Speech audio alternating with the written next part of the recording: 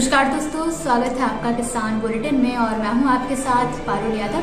चलिए दोस्तों, एक बार नजर डालते हैं खेती किसानी और गांव से जुड़ी आज की बड़ी हेडलाइंस पर। राजस्थान से फोन करके किसानों के साथ की गई ठगी, उपज खरीदने के बाद फरार हुए ठगी व्यापारी। अब किसानों को सीधा बैंक खातों में मिलेगी खाद सब्सिडी। पीएम किसान योजना की तरह बैंक खाते में आएंगे सब्सिडी के पैसे। चना एवं सरसों बेचने के लिए पंजीकरण कराएं किसान। 25 मार्च से राजस्थान सरकार ने शुरू की रजिस्ट्रेशन की प्रक्रिया।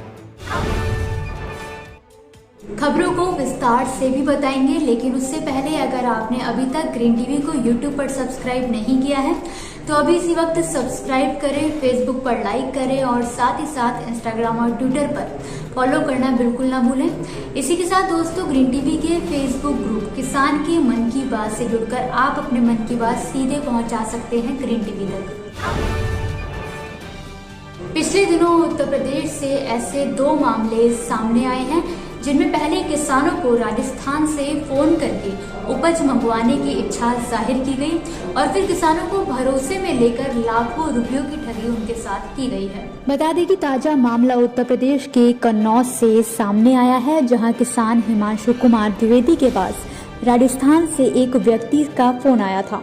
अज्ञात व्यक्ति ने अपना नाम दिग्विजय बताया। दिग्विजय ने हिमांशु से फोन पर आलू खरीदने की इच्छा जाहिर की, जिसके बाद भरोसे पर किसान ने ठगी दिग्विजय को 1,25,700 रुपए की कीमत के आलू भी भेज दिए। इसके बाद हिमांशु को दिग्विजय की ओर से 1.5 लाख रुपए का चेक मिला, लेकिन वहीं चेक देने के तुरंत बाद ही दिग्विजय ने एक बार फिर हिमांशु से 1,65,751 रुपए के आलू मंगवाए और एक बार फिर हिमांशु को चेक थमा दिया गया। लेकिन जब किसान बैंक में चेक लगाने गया तो पता चला कि खाता नंबर ही गलत है और इसके बाद से ठगी करने वाला दिग्विजय फरार हो गया। बता दें कि ऐसी ही घटना लखनऊ के काजू व्यापारी के साथ भी घटित हुई है। यहाँ भी व्यापारी आशुतोष को बिल्कुल इसी तरह राजस्थान से किसी व्यक्ति ने फोन करके ठगा है। ऐसे में साफ जाहिर है कि डिजिटलीकरण के जमाने में अब किसान हो या फिर कोई व्यापारी, सतर्कता बरतनी बेहद जरूरी है। देश के कई राज्यों में 1 अप्रैल से रबी फसलों की सरकारी खरीद शुरू होने जा रही है। ऐसे में राजस्थान सरकार द्वारा भी चना एवं सरसों की सरकारी खरीद के लिए पंजीकरण की सुविधा को 25 मार्च यानी कि आज से शुरू कर दिया गया है। हालांकि अभी इस संबंध में कोई अंतिम फैसला नहीं लिया गया है, लेकिन जल्द ही इस पर फैसला लिया जाएगा ताकि सरकार सीधे तौर पर किसानों तक मदद पहुंचा सके। इसके अलावा रसायन मंत्री ने कहा कि सरकार ने रासायनिक उर्वरकों के उपयोग को कम करने के लिए कई कदम उठाए हैं। ऐसे में सरकार की इच्छा है कि पीएम किसान सम्मान निधि योजना की ही तरह उर्वरक सब्सिडी का भुगतान भी सीधे किसानों के बैंक खातों में किया जाए। आपको बता दें कि फिलहाल खाद सब्सिडी का भुगतान सरकार उर्वरक कंपनियों को करती है, जिसका फायदा किसानों को कम कीमत में उर्वरक खरीद कर मिलता है। मंत्री ने कहा कि उन्होंने किसानों के लिए डीबीटी पर चिंतन शिविर वर्किंग ग्रुप की अध्यक्षता की है और किसानों एवं राज्य सरकारों के साथ 3 से 4 चरणों की बात भी की है, लेकिन अभी तक कोई अंतिम निर्णय नहीं लिया जा सका है। मंत्री ने बताया कि कृषि लागत और मूल्य आयोग यानी कि CSCP ने किसानों को सीधे 5,000 रुपए सालाना खाद सब्सिडी के तौर पर देने की सिफारिश की है। अगर केंद्र सरकार द्वारा CSCP की सिफारिश को मान लिया जाता है तो जल्द ही किसानों को पीएम किसान सम्मान निधि योजना के अलावा खाद सब्सिडी के तौर पर भी अलग से 5,000 रुपए की राशि मिलना शुरू हो जाएगी।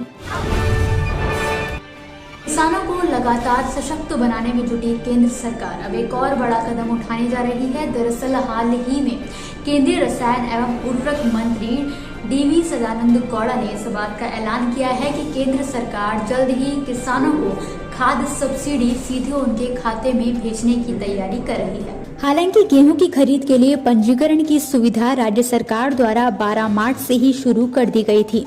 आपको बता दें कि 1 अप्रैल से सरसों व चने के 651 केंद्रों पर खरीद की प्रक्रिया शुरू की जाएगी, जहां किसानों से समर्थन मूल्य पर चना की 6,14,900 मीट्रिक टन खरीद की जाएगी, तो वहीं सरसों की 12,22,775 मीट्रिक टन खरीद करने का फैसला लिया गया है।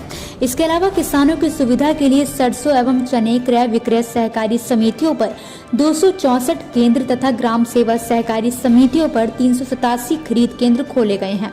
अपनी उपज बेचने के लिए किसान ई मित्र केंद्र या संबंधित खरीद केंद्र पर रजिस्ट्रेशन करवा सकते हैं।